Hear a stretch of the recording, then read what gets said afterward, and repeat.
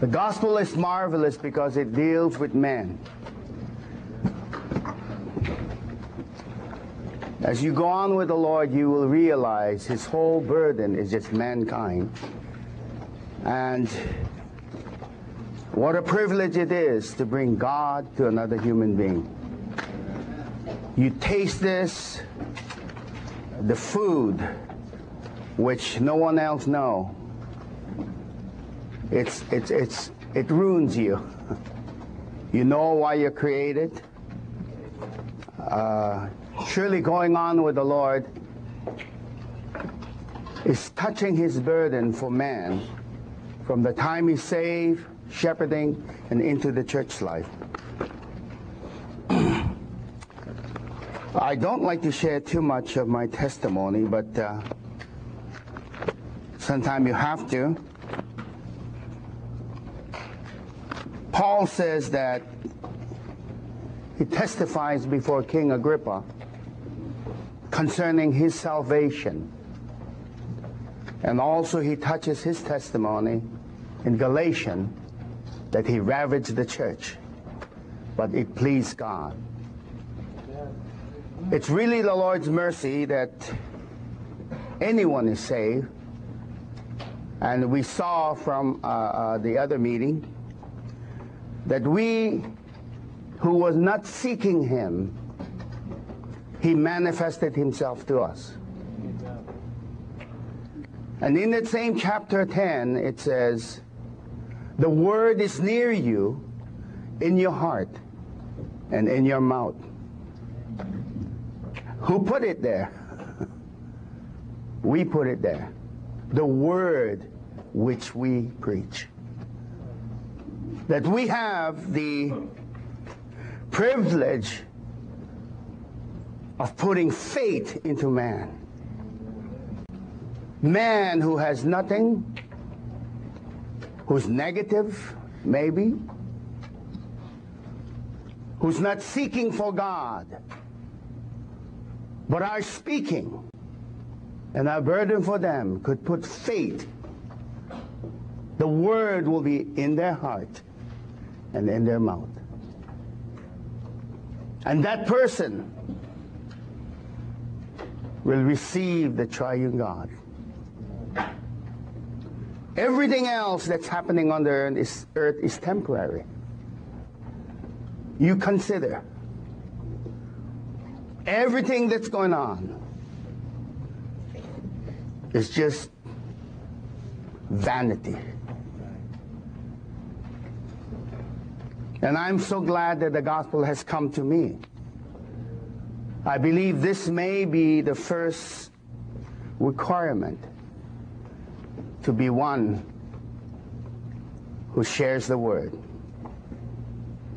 You appreciate your salvation. The touching section, I would say, that touched me so much in the years is Luke chapter 10.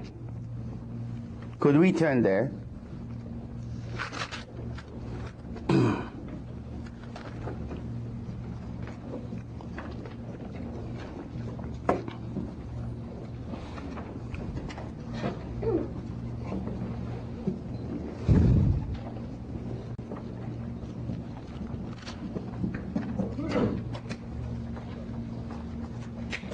Okay, verses 25 to 37. Let's read it alternating between brothers and sisters, huh? How about brothers, verse 25? And behold, a certain lawyer stood up and put him to the test, saying, Teacher, what should I do to inherit eternal life? And he said to him, What is written in the law? How do you read it? And he answered and said, You shall love the Lord your God from your whole heart, and with your whole soul, and with your whole strength, and with your whole mind, and your neighbor as yourself. And he said to him, You have answered correctly. Do this, and you shall have life. But he, wanting to justify himself, said to Jesus, "And who is my neighbor?" Jesus, taking up the question, said, "A certain man was going down from Jerusalem to Jericho, and he fell among robbers, who, having so stripped him and beat him, went away, leaving him half dead." And by coincidence, a certain priest was going down on that road, and when he saw him, he passed by on the opposite side. And likewise also a Levite, when he came to the place and saw him, passed by on the opposite side. But a certain Samaritan, who was journeying, came upon him, and when he saw him, he was moved with compassion. And he came to him, and bound up his wounds, and poured oil and wine on them, and placing him on his own beast, he brought him to an inn, and took care of him. And on the next day he took out 2 denarii, and gave them to the innkeeper, and said, "Take care of him, and whatever you spend in addition to this, when I return, I will repay you." Which of these 3 does it seem to you has become a neighbor to him who fell into the hands of the robbers? And he said, "The one who showed mercy to him." And Jesus said to him, "Go, and you do likewise." Go and what? You do likewise. This section, I believe Brother Lee has opened up, shows the very God in his process, reaching man. Of course, we all have our story, and I don't like to touch this section because it's too touching. I cannot make it into a doctrinal word. Here we see that all mankind is going down from Jerusalem to Jericho.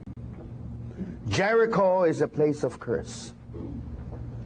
Everyone is going down.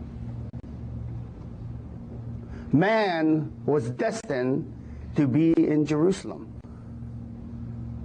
a place where God chose for man, but he fell, and he's going down. The priest, the Levite, and a certain one. And you see this certain man in verse 30 was going down from Jerusalem to Jericho and fell among robbers, having both stripped him and beat him, went away, leaving him half dead. Although you look at man, you think, oh, no. Some are okay. But mankind is going downhill. There is no way he can escape the curse of Jericho. And I realized growing up as a young boy, I'm sorry to have to bring in myself, I never knew what I was created for. Although, as a young boy, although being a Buddhist, I lived in a very beautiful place on Hawaii. Good weather, and I went fishing, hunting, and I think I went barefooted to school up to 11th grade. And I was forced to wear shoes one day because my friends elected me to be the president of the class. And as a president, I have to wear shoes when they have a meeting, I guess.